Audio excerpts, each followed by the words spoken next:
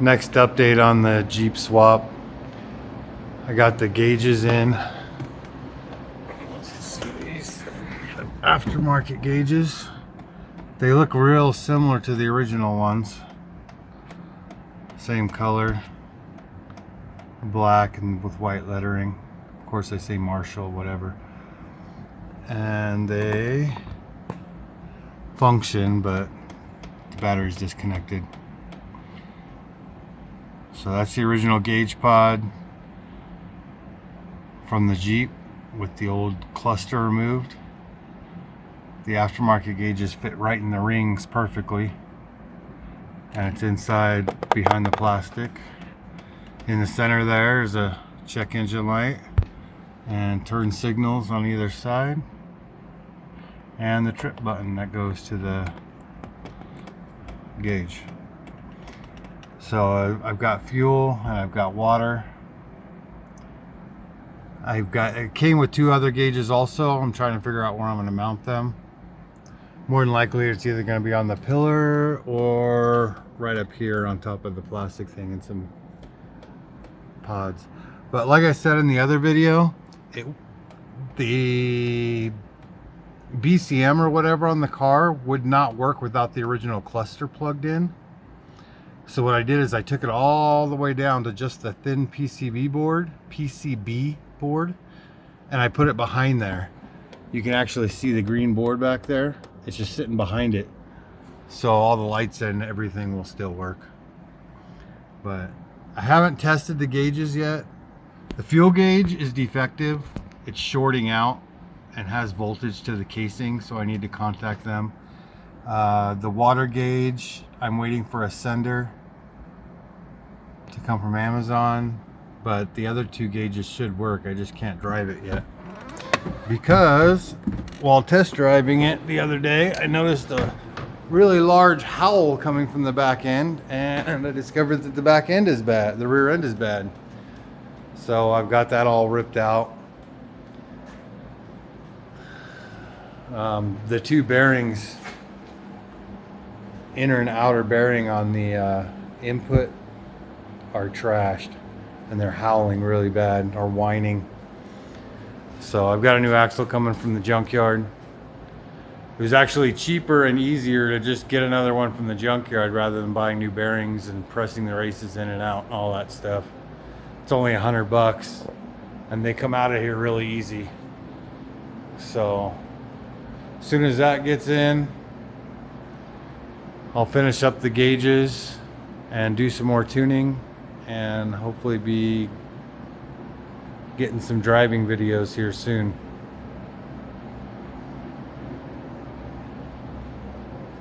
I don't think I did much underneath the hood. Oh, I'm getting the AC lines ready. I ordered some fittings. I'm not going to use any of the original Jeep's AC wiring. I'm going to hardwire it the old-fashioned way with a trinary switch, an aftermarket switch, which will control the AC compressor and the fans. And then you just have to wire a button inside. So when you push the button, it'll check the pressure in the system, make sure it's okay, and then it'll turn on the clutch and the fan at the same time. And then as soon as it reads a certain high pressure, it'll cut off the pump and the fan. And the hoses, I have the two 90-degree fittings coming here. And I've got this one cut, ready to go right there. And this one, the high pressure side, ready to cut and crimp onto the 90 here. I've got all the crimping tools for AC and everything, so it shouldn't be too bad. Just waiting on fittings, and then I should be able to fill up and test the AC system. I did have to put an oil catch can on here because the original PCB system would not work with the LS2 intake on the LS1 heads and valley cover and everything. So this is ran properly. No no filter here. It actually has a PCV valve right here on the intake side, and that goes into the out, so it's sucking in here and then sucking from the valve cover on that side, which does not have a PCV valve, it's just open. And I've tested it. I've opened the cap and put a piece of paper on here and it just barely sticks. There's just a tiny bit of vacuum in there at idle. And that should also keep the oil from contaminating the intake like they all do with their bad PCV systems. And I got the windshield washer actually wired up. Wiring goes here, so it's actually functioning. I mean, I have driven this vehicle a couple of times already until I noticed the rear end. Everything seems to be doing okay. I gotta do something about the underhood temperatures though. They're getting up there 160, 170 degrees while I'm putting around town.